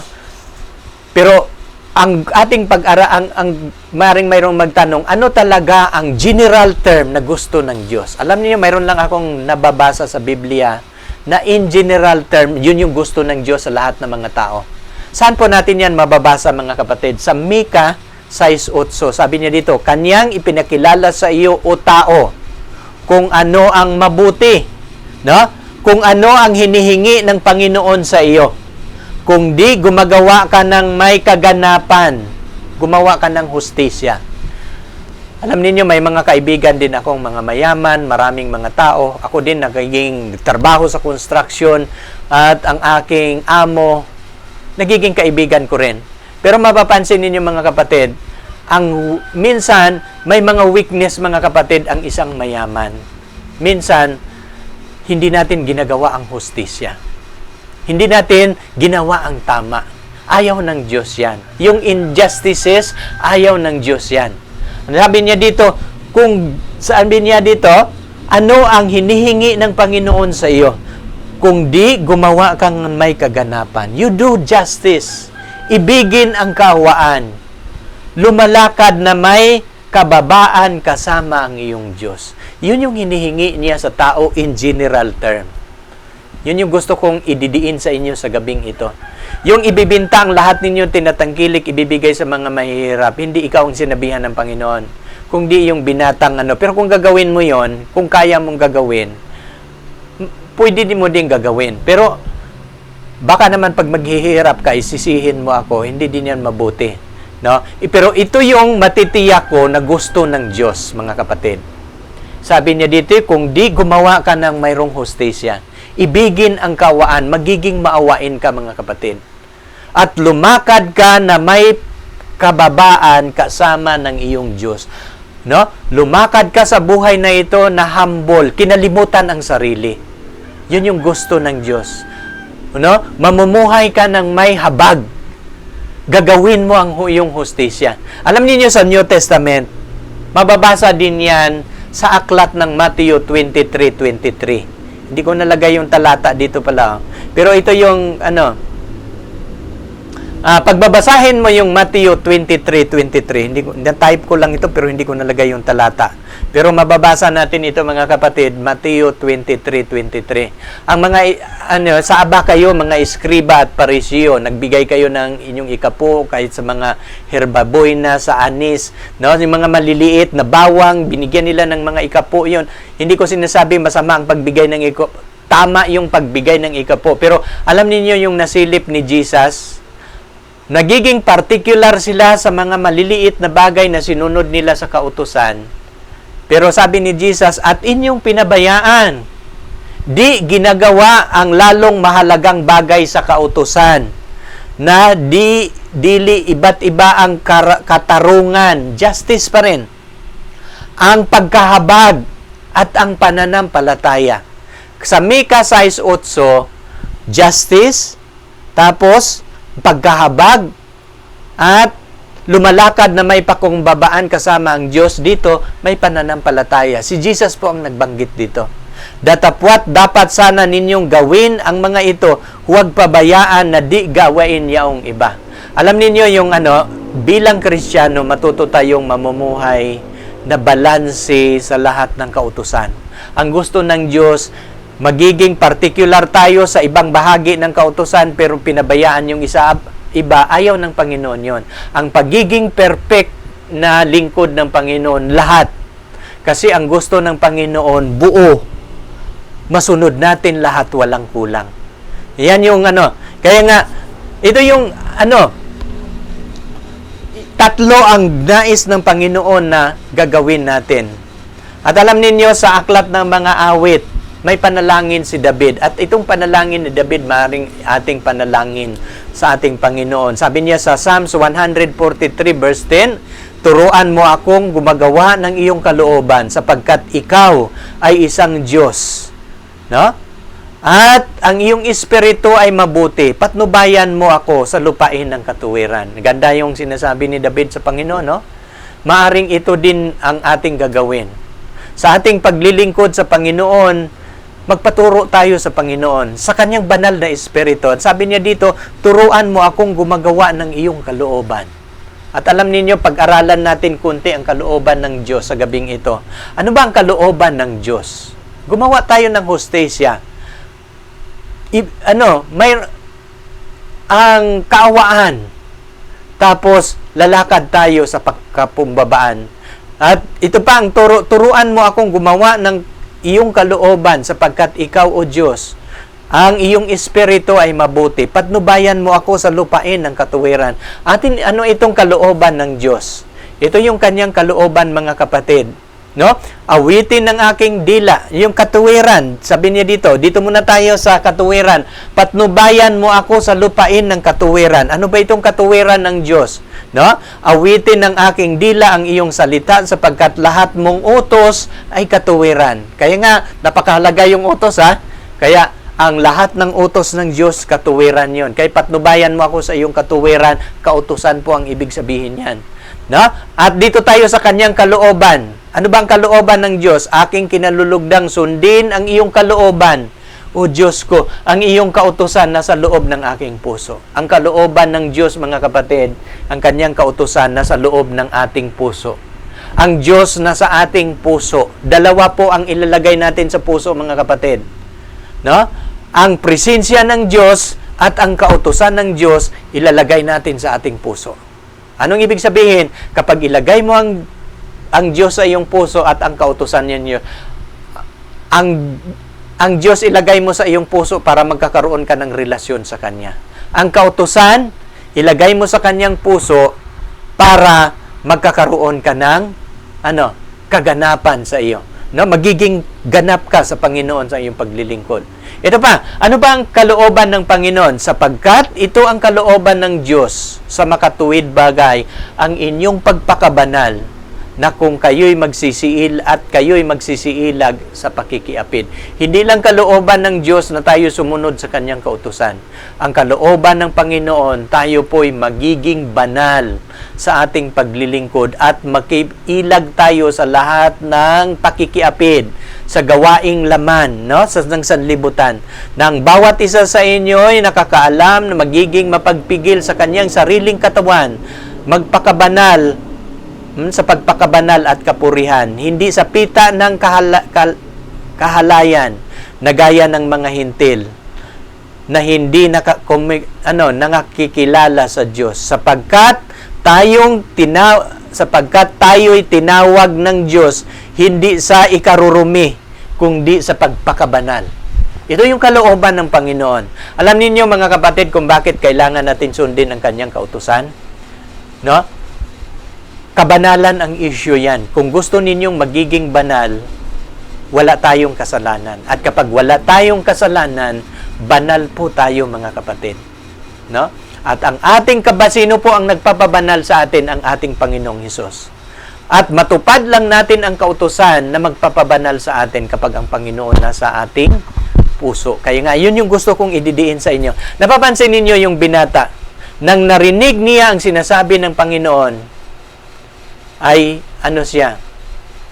umalis siya, no? Datapwat nang narinig ng binata ang ganitong pananalita, yumaon siyang namanglaw sapagkat siya'y isang may maraming pag-aari. Nagnirinig niya ang sinabi ng Panginoon, namanglaw siya. Umalis, hindi ko kaya, Panginoon, ang iyong ipapagawa. No? Anong nangyayari sa binata? Nakita niyo yung binata. Masaya ba siya?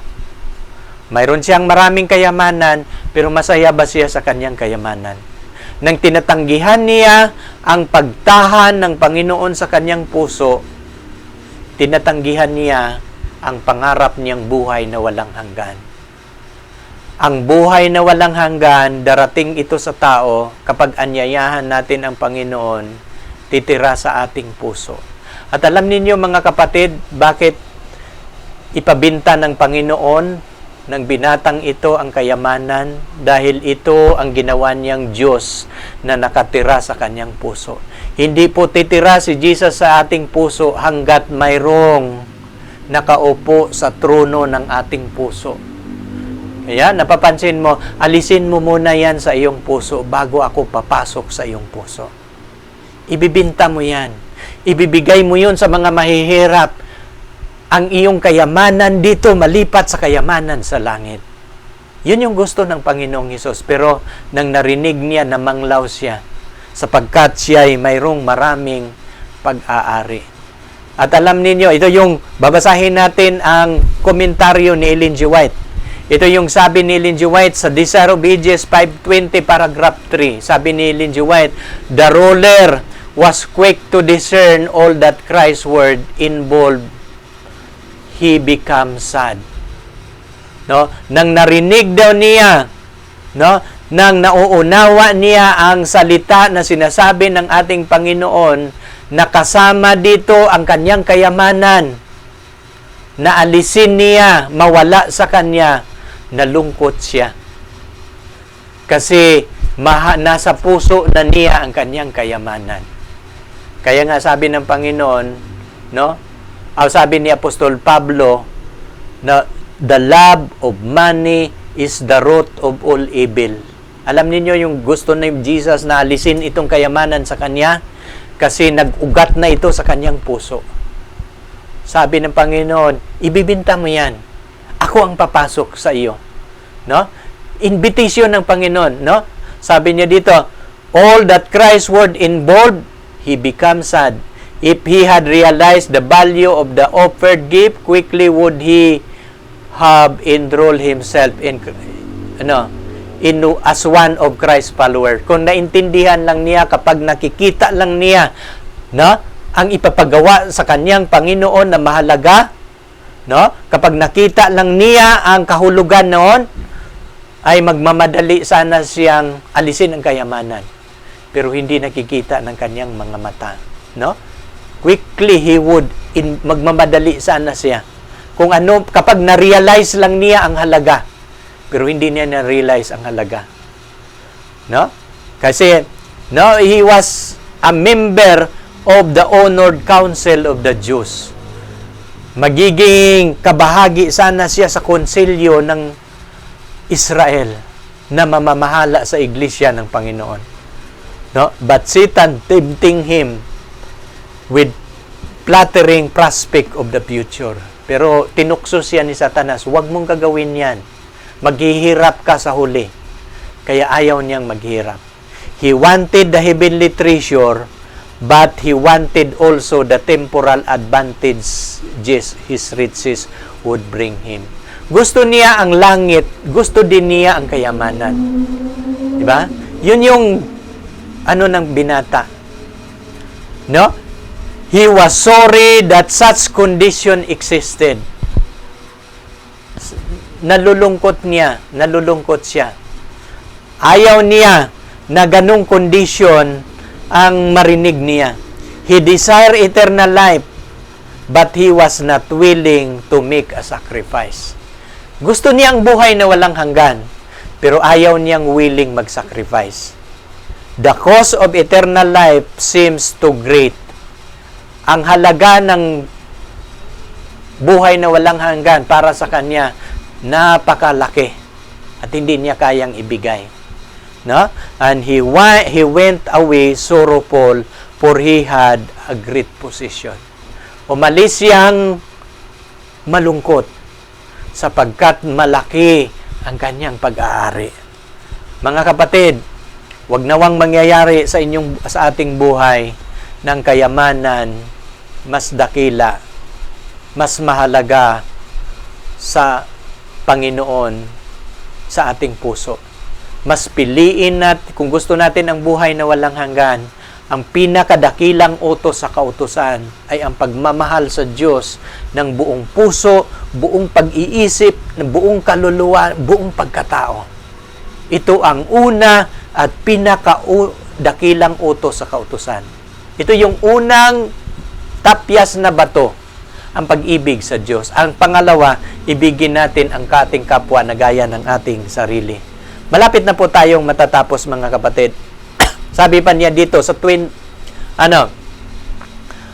kaya nga, bakit ito namanglaw at maligtas ba ang binata? Alam niyo si Jesus, mayroon siyang warning, mayroon babala ang ating Panginoong Hesus. Ang sabi niya sa Matthew 6:24, Matthew 6:24, sino man hindi makapaglilingkod sa dalawang Panginoon, sapagkat kapupuutan niya ang isa, iibigin ang ikalawa. Kaya't siya ay magtatapat sa kaya'y Magtatapat siya sa isa at pakawalang halaga ang ikalawa. Hindi kayo makapaglilingkod sa Diyos at sa mga kayamanan. Alam ninyo kung bakit ginagawa yon ni Jesus Christ sa binatang mayaman? No? Hindi pwede na maghari si Jesus Christ na mahal din niya ang kanyang kayamanan. Hindi pwede na ang kayamanan, no, ay magiging karibal ng Panginoon sa kanyang puso. Kaya, isa na lang ang kulang. Alisin mo ang kayamanan mo. Ibibinta mo yan. Ibibigay mo. Pipiliin mo ako. At sumunod ka sa akin, magkakaroon ka ng kayamanan sa langit. At alam niyo si John, sa 1 John 2:15-17, ito yung sulat din ni Apostol Juan. Huwag ninyong ibigin ang sanlibutan niyang mga bagay sa nasa sanlibutan. Kung di sino mang umiibig sa sanlibutan, wala sa kanya ang pag-ibig ng Ama. Yun yung sinasabi ni Juan. Hindi pwedeng dalawa ang ating mahalin. Kaya nga sabi ni Juan, huwag ninyong ibigin ang sanlibutan, niyang mga bagay sa sanlibutan. Sino mang umiibig sa sanlibutan, wala sa kanya ang pag-ibig ng Ama. Karibal ng ating Panginoon yan. Diyos-Diyusan po yun natin. Hindi po pwedeng magsama ang dalawa. Ang Diyos at ang kayamanan. Kaya nga sabi sa 16, sapagkat ang lahat na nangasanlibutan, masamang pita ng laman, masamang pita ng mga mata, kapalaluan sa buhay, hindi mula sa Ama, kundi sa sanlibutan. No? At ang sanlibutan ay lilipas at ang masamang pita niyaon, datapwat ang gumagawa sa kalooban ng Diyos, mananahan magpakailanman. Ano yung ipapasunod ng Panginoon sa binatang mayaman? Yun yung kanyang kalooban. Ang kanyang kalooban, mahalin natin ng Diyos, patitirahin natin sa ating puso, no? Na siya ang pinakamahalaga sa lahat. At diyan magpasimula na tayo po'y magiging sakdal sa ating pagsunod sa Panginoon. No? Kaya nga, mapapansin ninyo, ito yung sulat ni Ellen G. White. Yung claim niya na sinunod na niya ang kautusan, hindi daw yun totoo, sabi ni Ellen G. White, no? His claim that he had kept the law of God was a deception, no? Daya na sinasabi niyang natupad niya ang kautusan. He showed that riches were his idol. Nang umalis siya sa harapan ng Panginoon, pinapakita niya na ang kayamanan ang kanyang Diyos, no? Hindi ang Panginoon. He could not keep the commandments of God while the world was first in his affection. Hindi daw niya matupad, he could not keep the commandments of God. Na ang sanlibutan ang kanyang minamahal. Alam niyo mga kapatid, kapag mahalin pala natin ang sanlibutan, hindi pala natin matupad ang kautusan. Kasi sa kautusan, mahalin natin ang Diyos ng buong puso, buong kaluluwa, buong pagkatao. No? At kapag mahalin mo ang sanlibutan, hindi mo na matupad ang pagmamahal sa Diyos. No? He loved the gift of God more than he loved the giver. Alam niyo yung kayamanan, bigay ng Diyos yun. Ang binigay ang kanyang minahal, hindi ang nagbibigay. Christ had offered the young man the fellowship of himself. Alam niyo yung ino-offer ni Jesus Christ na bumalik ka, sumunod ka sa akin? Gustong makipag-fellowship ang Panginoon sa kanya. Ino-offer niya ang kanyang sarili. Follow me, he said. But the Savior was not so much to him as his own name among men of his position. Ang binatang mayaman, marami siyang pag-aari. Ayaw niya na si Jesus mapapabilang sa kanyang maraming pag-aari. To give up his earthly treasure that was seen for the heavenly treasure that was unseen was too great a risk. Sabi niya, risk go sa kanya na alisin, no? Ibibigay niya ang kanyang kayamanan na nakikita, ipapalit niya sa kayamanang hindi nakikita. Parang ayaw niya, parang sugal yon sa kanya. Ayaw niyang sumugal. Yun yung kalagayan ng binata. He refused the offer of eternal life. Tinanggihan niya ang offer ng Panginoon na buhay na walang hanggan. He went away, no? He went away sorrowful. And ever after the world was to receive his worship. No? At alam ninyo mga kapatid, nang umalis siya, tinanggap niya ang sanlibutan at ang sanlibutan ang kanyang sinamba. Wala siyang pag-asa sa buhay na walang hanggan. At ito yung sinasabi ni Ellen G. White, thousands are passing through this ordeal.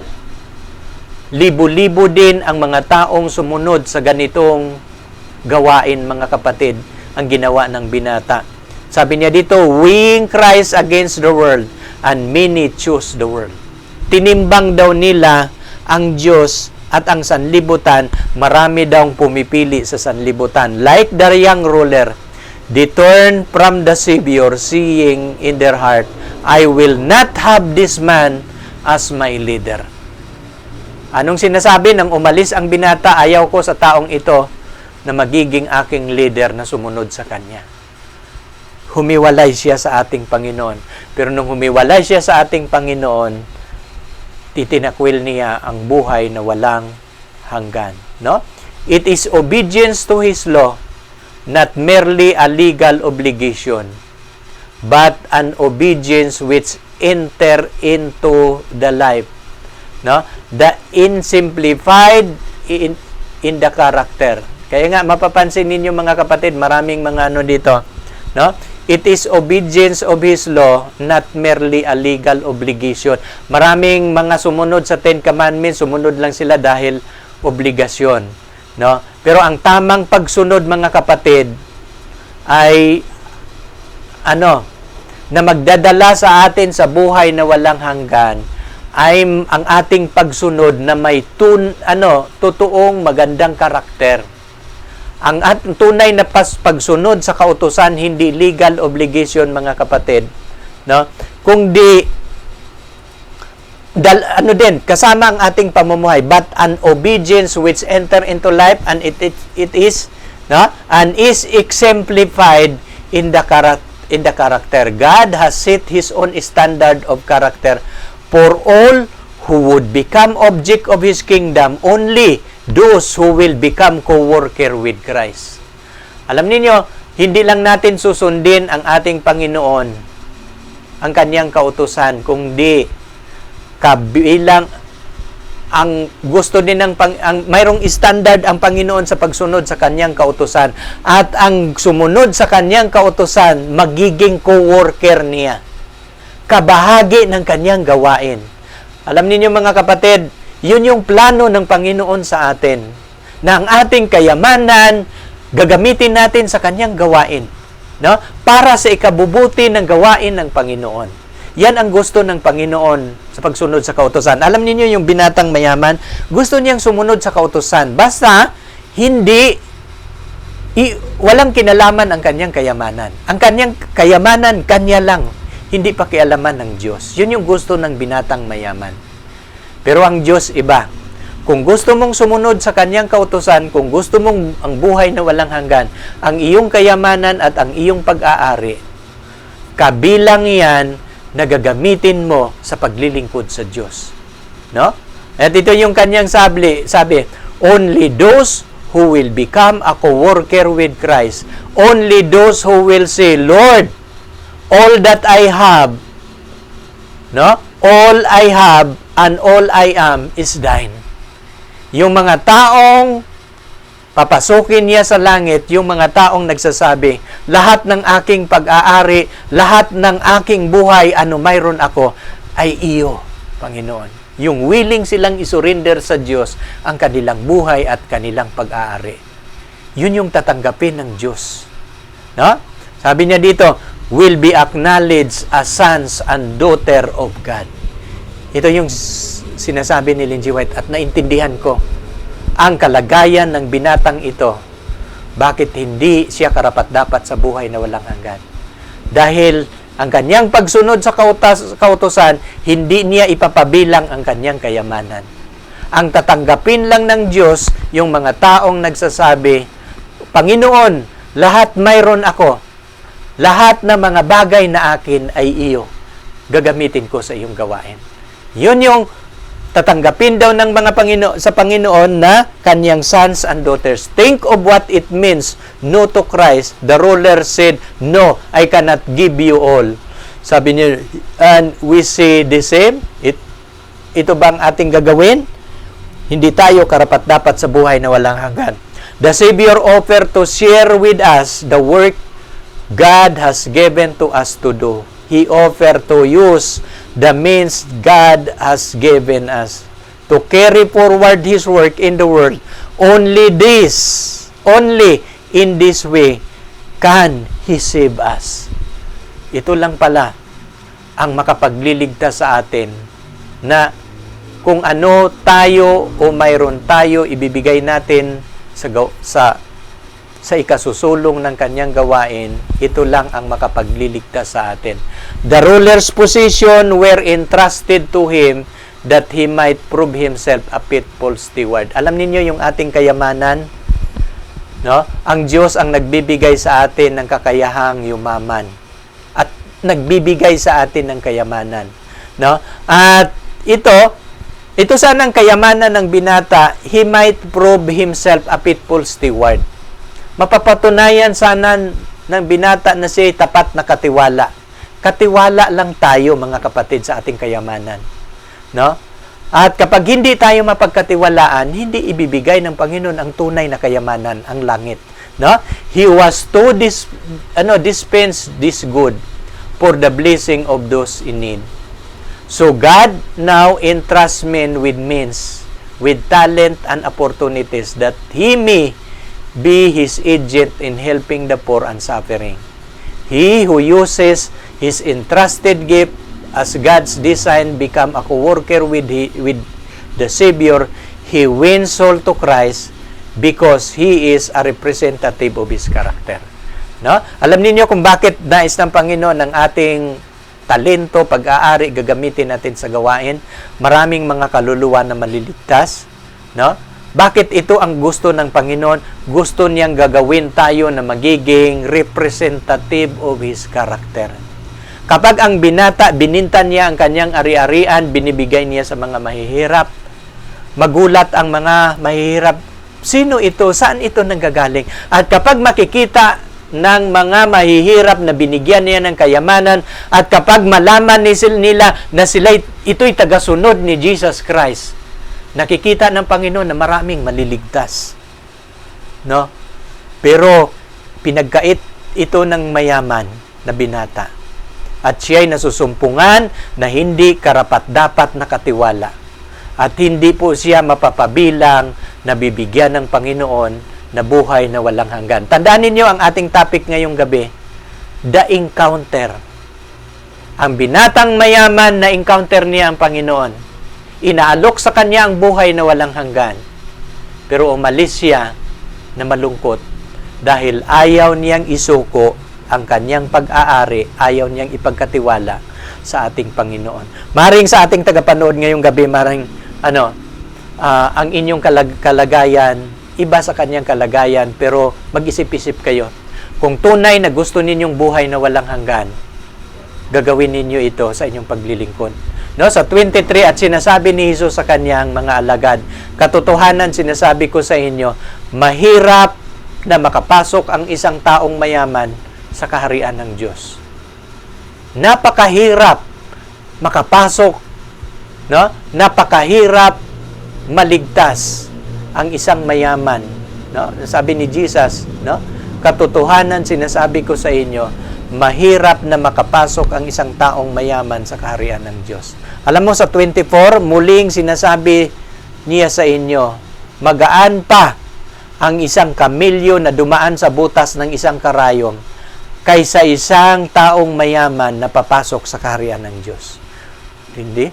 Imposible. Napakahirap pala. Kapag ang mayaman, mahal ang kanyang kayamanan at bihira lang na mga mayayaman na hindi niya mahal ang kanyang kayamanan. Kung saan naroon ang inyong kayamanan, naroon ang inyong puso, sabi ni Jesus. Kaya nga napakahirap, no? Bakit hindi naligtas ang binatang ito? No? Mahalaga sa kanya ang kayamanan kaysa pagsunod sa ating Panginoon. Bakit hindi manaliligtas? Kasi pinakita niya nang siya'y umalis, mahalaga sa kanya ang kanyang kayamanan kaysa pagsunod sa ating Panginoon. Kaya nga, imposible sa kanya ang buhay na walang hanggan. Mga kapatid. Panghuli mga kapatid, no? Sa 1925 at nang narinig ito ng mga alagad, ay lubhang nangagtaka na nagsasabi, sino kaya ang maliligtas? Anong sabi ni Pedro? At pagtingin ni Jesus ay sinasabi sa kanila, hindi mangyayari ito sa mga tao. Datapwat sa Diyos, lahat ng mga bagay ay mangyayari.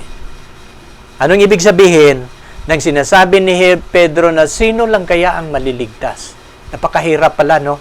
Pero anong sabi ng Panginoon? Sa tao, lahat imposible. Pero sa Diyos, no? Sabi sa pagtingin ni Jesus, sinasabi niya sa kanila, hindi mangyayari ito sa mga tao, datapwat sa Diyos ang lahat ng mga bagay ay mangyayari. Anong ibig sabihin? Kung itong karanasan ng binata, imposible sa kanya ang maligtas, mayroon pa ring kaligtasan sa iilan na hindi siya pamamarisan.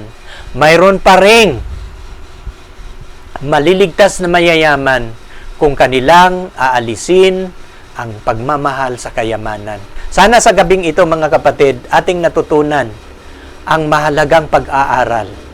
Naway mapapamarisan natin ang desisyon at ginawa ng mayaman, paano niya tinatanggihan ang buhay na walang hanggan. Although, membro siya sa Jewish religion. Although, tinupad niya ang kautusan. Pero ang tinupad niyang kautusan, isang tapyas na bato. Hindi buong 2 tapyas na bato. Kaya doon nagkulang ang binatang mayaman. Mga kapatid, naway ang bidyong ito nakakatulong sa inyong pagkakilala sa ating Panginoon. Sana ang bidyong ito nakakatulong paano tayo maglilingkod sa Panginoon ng tama. No? Paano tayo magkakaroon ng buhay na walang hanggan. At bago ko ito tatapusin, mga kapatid, imbitahan ko kayo sa isang panalangin. Nais ko kayong ipapanalangin. Tayo po'y manalangin. Ama naming banal, sa gabi pong ito kami po'y nagpapasalamat. Dahil sa gabing ito, panibago na namang paksa ang aming natutunan. Naway inyong pagpapalain ang panibagong series na aming mapapanood, aming matutunghayan. Tulungan mo kami, Panginoon, na sa aming pagsunod sa inyo, hindi kami magkukulang. Susundin namin ang lahat. Susundin namin ang inyong kalooban sa aming buhay. Hindi ang aming mga sarili. Naway sa aming pag-aaral ngayong gabi, may natutunan kaming mga leksyon. Matutunan namin ang tamang pagsunod. Paano kami magkakaroon ng buhay na walang hanggan. Salamat, Amang Banal. Pagpapalain mo ang lahat ng manunood. Dadalhin mo ang bidyong ito sa mga taong nangangailangan. At gabayan mo sila. At pangungunahan mo ang kanilang buhay. Paano nila maintindihan, maunawaan ang daan tungo sa buhay na walang hanggan. Salamat, Ama, sa pagdinig ninyo sa aming dalangin. Ito po'y aming hinihiling sa pangalan ng aming Panginoong Hesus na aming tagapagligtas. Amen.